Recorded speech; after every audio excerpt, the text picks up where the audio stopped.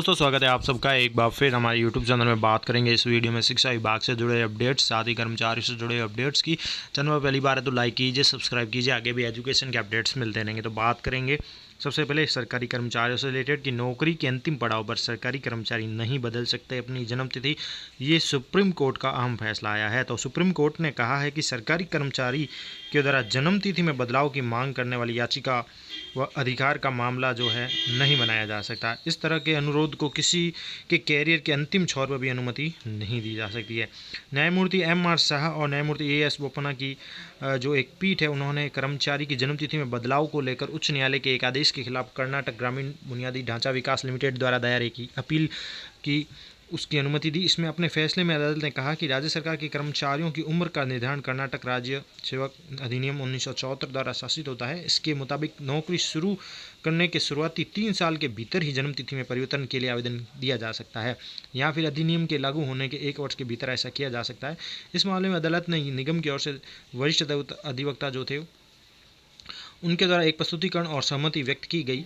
तो कोर्ट ने कहा कि कर्मचारी देरी के आधार पर किसी भी राहत या जन्मतिथि में बदलाव का हकदार नहीं है, क्योंकि जन्मतिथि में बदलाव के लिए अनुरोध उसके सेवा में शामिल होने के 24 जो है साल बाद किया गया है। ऐसे में पीठ ने कहा कि निगम का कर्मचारी होने के नाते उन्हें निगम के कर्मचारी पर लागू होने वाले नियमों और नियमों को जानना चाहिए। यानी कि कर्मचारी जो है अपनी अंतिम पड़ाव में या अंतिम समय में जब नौकरी के कुछ साल रहते हैं उस समय अपने जन्मतिथि में बदलाव नहीं कर सकता। तो अहम फैसला सुप्रीम कोर्ट द्वारा दिया गया है।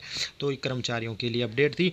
इसके साथ ही बढ़ेंगे अगली खबर की ओर, और वो है कक्षा 1 से 8 के विद्यालय खुल चुके हैं और इसके बीच ही सरकारी स्कूलों में पहली बार अब ब्रिज कोर्स होना चालू होगा, जिसमें कक्षा 1 से 8 तक के प्रमोट हुए बच्चे वर्कबुक से करेंगे पढ़ाई। पिछले 2 साल की जो रह गई है उसके लर्निंग गैप को कम करने के लिए कोरोना के कारण पिछले 2 साल में बच्चों की पढ़ाई का काफ़ी नुकसान हुआ है, और इसी गैप को कम करने के लिए राजस्थान शिक्षा विभाग ने तैयारी शुरू कर दी है और अगली क्लास में प्रमोट हुए स्टूडेंट की पढ़ाई का नुकसान कम करने का इसमें प्रयास है। राजस्थान के सरकारी स्कूलों में पहली बार ब्रिज कोर्स शुरू किया जाएगा, जिसमें पिछली क्लास की पढ़ाई कराई जाएगी। ब्रिज कोर्स में जो टॉपिक कवर किए जाएंगे, जो बच्चों को पढ़ाना ज़रूरी है, शिक्षा विभाग ने 3 महीने का एक वर्किंग प्लान बनाया है। ब्रिज कोर्स के लिए वर्कबुक प्रकाशित की जाएगी। वर्कबुक के माध्यम से बच्चों को पढ़ाया जाएगा। वर्कबुक सभी सरकारी स्कूलों को उपलब्ध करवाई जाएगी।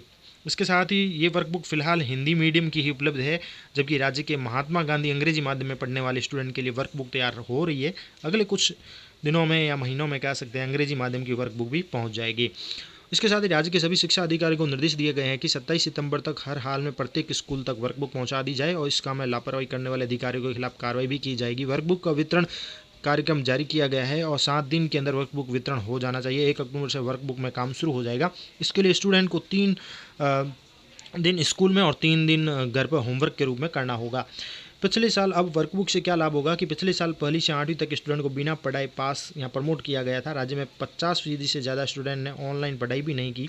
अब स्कूल शुरू हो रहे हैं, ऐसे में शिक्षा विभाग वर्तमान क्लास के साथ पिछली क्लास की पढ़ाई भी करवाना चाहता है। इसलिए वर्कबुक को स्थान दिया गया है ताकि पढ़ाई का जो है बोझ कम हो सके और पढ़ाई समय पर पूरी हो सके। इसके साथ ही पहली से 8वीं तक के लिए जो ब्रिज कोर्स लाया गया है, जिसमें पहली से 8वीं तक स्टूडेंट को ब्रिज कोर्स करना अनिवार्य होगा। इसके लिए क्लास 3 से 8 तक के अंग्रेजी, हिंदी, गणित की वर्कबुक तैयार की गई है। क्लास 1 और 2 के लिए 8 ग्रेड की वर्कबुक तैयार की गई। वर्कबुक में पिछली क्लास की पढ़ाई से जुड़ी सामग्री है। वर्तमान क्लास के साथ ही पिछली 2 क्लास की पढ़ाई के लिए वर्कबुक उपयोग में ली जाएगी। हर सप्ताह रेगुलर क्लास की बुक्स के साथ वर्कबुक के माध्यम से भी पढ़ाई के लिए क्लासेस तैयार कर दी गई है।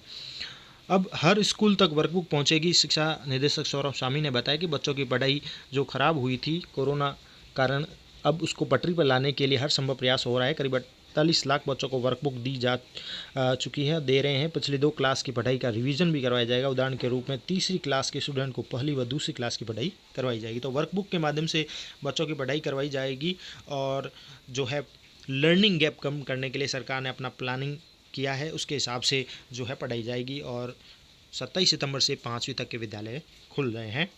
इसके साथ ही बता दें आपको, बच्चों को टीके लगाने की तैयारी हो रही है, जिसमें बच्चों के टीके लगेंगे। 12 से 18 साल के बच्चों को अगले महीने से लगेगी कोरोना वैक्सीन। कैडिला की जाइकोव-डी होगी लॉन्च। कोरोना की तीसरी लहर को रोकने की दृष्टि में कह सकते हैं कदम है, जिसमें देश में 12 से 18 साल के बच्चों को वैक्सीनेशन अगले महीने शुरू हो जाएगा। सूत्रों के अनुसार जो जानकारी है उसके अनुसार कैडिला हेल्थ केयर अगले महीने बच्चों को वैक्सीन लगाएगी। इसके इमरजेंसी यूज़ के लिए ड्रग कंट्रोल ऑफ इंडिया ने पिछले महीने मंजूरी दे दी है।